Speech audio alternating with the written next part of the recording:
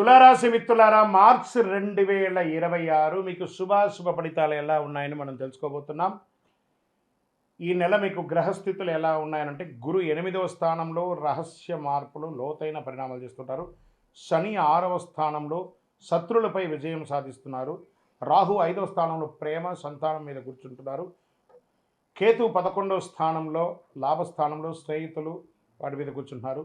కుజుడు 9వ స్థానంలో ధర్మం, ప్రయాణాల మీద కూర్చుంటున్నారు. సూర్యభగవానుడు, బుధ భగవానుడు 5 మరియు 6వ స్థానంలో మార్పు చెందుతున్నారు.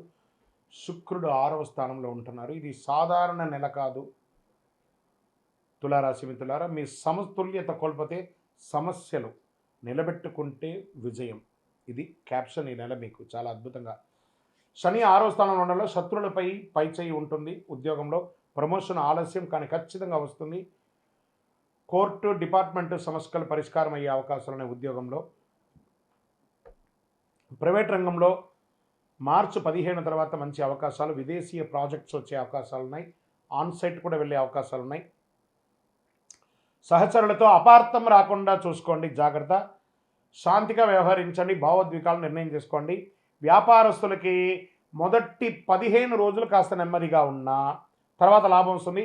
భాగస్వామి విషయంలో జాగ్రత్త. నూతన వ్యాపారం ప్రారంభించే వాళ్ళు ఏప్రిల్ తర్వాత ప్రారంభించండి, ఇప్పుడు తొందరపడకండి. ఫ్యాక్టరీ విషయంలో యంత్రాలు మెయింటెనెన్స్ అవసరం ఉంటుంది. కార్మికులతో కఠినంగా కాకుండా ప్రేమగా ఉండండి. ఏమైనా మిషనరీస్ ఎప్పటికప్పుడు ఆయిలింగ్, సర్వీసు అవన్నీ కూడా ఓవరాయిల్ చేసుకుంటూ ఉండండి. రియల్ ఎస్టేట్ ఈ నెల కాస్త మందకోడిగా ఉంటుంది. నూతన సంవత్సరం ఉగాది వచ్చేస్తుంది కాబట్టి ఉగాది తర్వాత కొనుక్కునే అవకాశాలు బాగుంటాయి. దీర్ఘకాలిక పెట్టుబడులు కూడా చాలా మంది. షేర్ మార్కెట్లో స్పెక్యులేషన్ వద్దు, ఇవన్నీ కూడా కాస్త జాగ్రత్త. తులారాశి వారు కాస్త ఈ నెల అన్ని రకాలుగా జాగ్రత్తగా ఉండవలసినటువంటి విషయం. ఉగాది తర్వాత చాలా మేలు జరుగుతుంది. ఇంకా ఆర్థిక విషయంలో వచ్చేటప్పటికి ఖర్చులు బాగా పెరిగే అవకాశాలు ఉన్నాయి. ఆకస్మిక ఖర్చులు, తీసుకున్న అప్పులు, chit funds, bank loans, EMIs ఇవన్నీ కాస్త ప్రెషర్స్ ఎక్కువ ఉంటాయి. కాస్త జాగ్రత్తగా ఉండండి.